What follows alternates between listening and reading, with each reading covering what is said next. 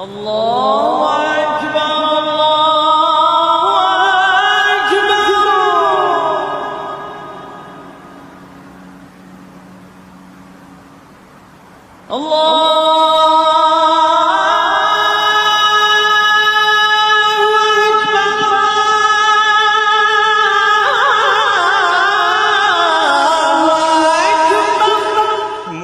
देश के अंदर अभी सबसे बड़ा मुद्दा अजान को लेकर के बना हुआ है। ये अजान लाउड स्पीकर में आखिर क्यों होती है, इसके पीछे का कारण क्या है, और वो भी एक बार नहीं 5 बार अजान लाउड स्पीकर के अंदर की जाती है। तो इसी को लेकर के महाराष्ट्र, उत्तर प्रदेश और अन्य कई जिलों के अंदर अभी ये मुद्दा सबसे ज्यादा गरमाया हुआ है।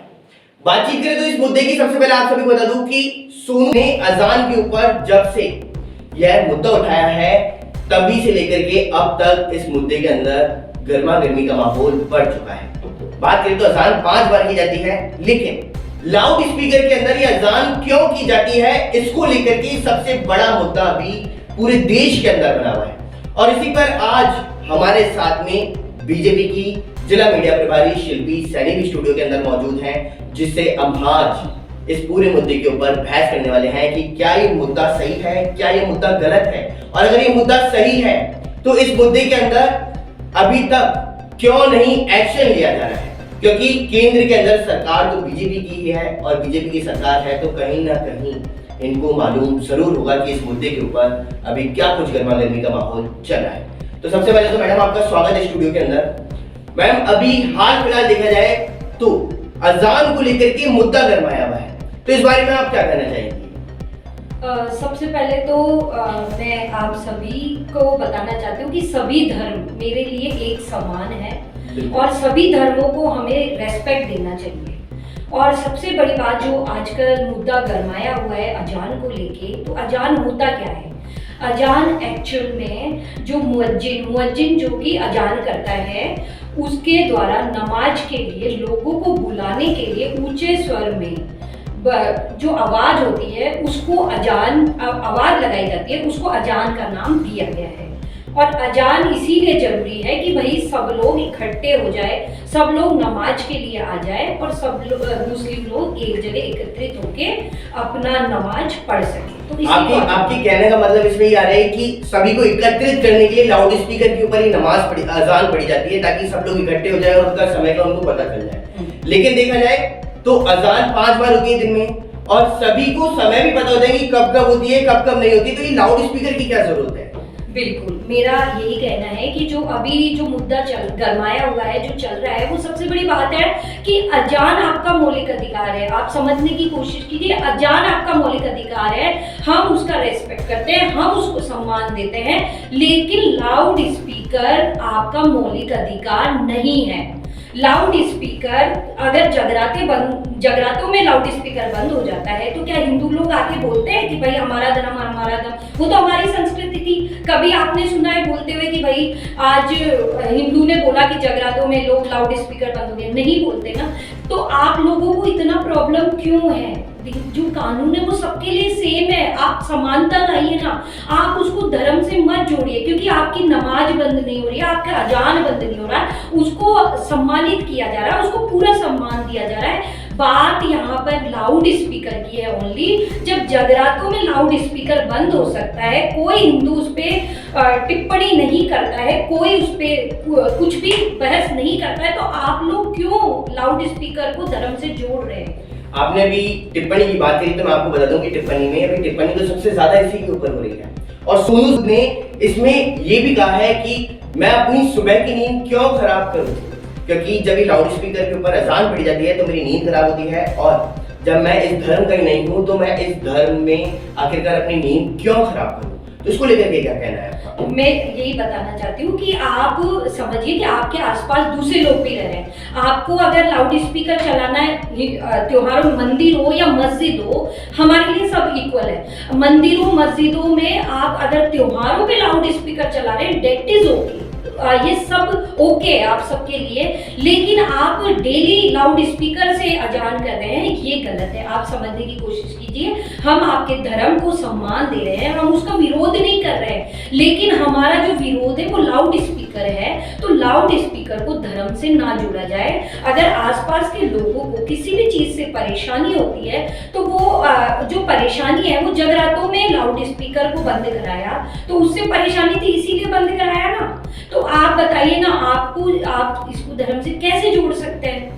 बिल्कुल धर्म से तो जोड़ा जा रहा है, तभी ये मुद्दा उठा है। और इसी बीच आपको एक बात और बता दूं कि महाराष्ट्र के अंदर राज ठाकरे ने ये कहा है कि 3 मई तक अगर आपने जो ये स्पीकर के ऊपर जो अजान की जा रही है उसको बंद नहीं किया गया तो हम हनुमान चालीसा वहां पर करवाएंगे।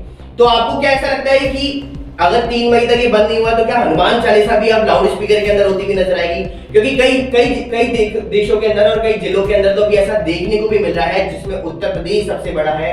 उत्तर प्रदेश के काशी के अंदर हनुमान चालीसा मस्जिद के सामने ही लाउड स्पीकर के ऊपर होती हुई नजर आ रही है। तो ये तो मुद्दा एक तरह से गंभीर बना हुआ है।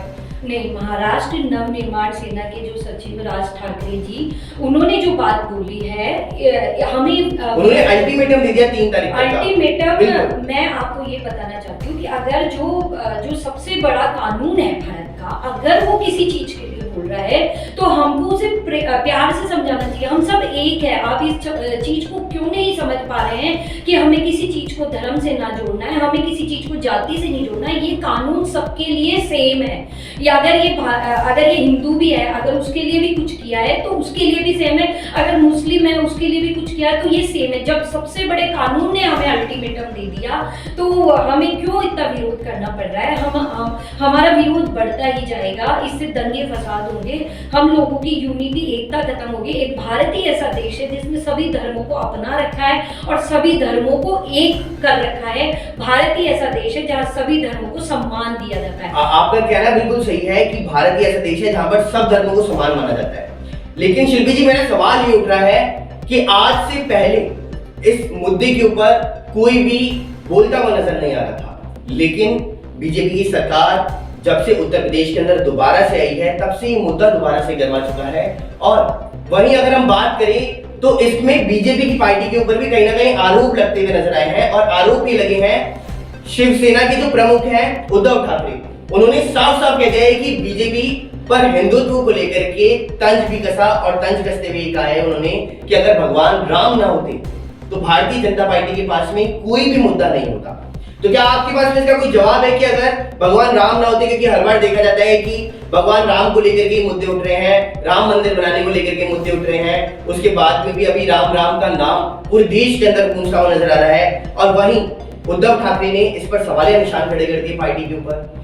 नहीं, बिल्कुल देखिए, इस बात से तो हम नकारा नहीं जा सकता कि भारत एक हिंदू राष्ट्र है, हिंदुत्व की हमें स्थापना करनी है। और एक बात बताइए, अगर बीजेपी के पास केवल यही मुद्दा है तो जम्मू कश्मीर को किसने आजाद कराया? आज 370 धारा किसने हटाई? एयर स्ट्राइक्स किसने कराई? अगर बीजेपी के पास एक ही मुद्दा है तो ये काम किसने किए, बताइए आप। बिल्कुल आपका कहना सही, सवाल उनका था और उनको जवाब भी आप दे रहे हैं कि ये सब काम आप ही की सरकार के द्वारा किए गए हैं। लेकिन कहीं ना कहीं अभी देखा जाए तो ये 3 तारीख तक का जो ये अल्टीमेटम महाराष्ट्र के अंदर दिया गया है, उससे कहीं ना कहीं बवाल जैसी स्थिति पैदा हो सकती है। और अगर ये बवाल जैसी स्थिति पैदा हो गई तो एक तरफ मुसलमान होंगे और एक तरफ हिंदू होंगे, और यही दोनों आपस में भिड़ते हुए नजर भी आ सकते हैं, ऐसा अनुमान लगाया जा रहा है। तो आपको क्या लगता है कि इसके ऊपर कोई गंभीर निर्णय ले लेना चाहिए अब सरकार को? नहीं, बिल्कुल जो सरकार ने निर्णय लिया है वो बिल्कुल सही लिया है, क्योंकि उन्होंने किसी धर्म को चोट नहीं पहुंचाई है। ये तो समझने वाले पे डिपेंड करता है कि वो इसको किस तरीके से लेता है। उन्होंने अजान बंद नहीं कराया, उन्होंने नमाज बंद नहीं कराई है, उन्होंने आपके धर्म को रेस्पेक्ट दिया, लेकिन उन्होंने लाउड स्पीकर बंद कराया है। हिंदुओं के लिए जगराते में लाउड स्पीकर बंद होते हैं तो हिंदू धर्म कभी भी उसका विरोध नहीं करता है, लेकिन जब भी मुस्लिम लोगों के लिए कुछ भी थोड़ा सा भी चेंज करने की कोशिश होती है, कोई कानून बनता है, तो मुस्लिम लोग हमेशा अपने आप को अलग क्यों समझते हैं इस देश से? हम सब एक हैं। आप इसको भारत देश समझ के रहिए, हम सब एक है, हम सब भारत देश की संतान है। बिल्कुल आपका कहना सही है कि भारत देश की संतान है, और अब इसमें देखने की बात यही रहेगी, क्या अल्टीमेटम देने के बाद में देश में ये लाउड स्पीकर के ऊपर अजान बंद हो पाती है या नहीं, और अगर नहीं हो पाती है तो आगे की स्थिति कैसी देश के अंदर बनने वाली है, और क्या देश को इससे नुकसान होगा या फिर देश के अंदर तबाही जैसा माहौल भी देखने को मिलेगा, यह सब 3 तारीख के बाद में सामने आता हुआ नजर आने वाला है। तो फिलहाल इस खास मुलाकात के अंदर तो इतना ही। बने रहिए न्यूज़ 18 के साथ। नमस्कार।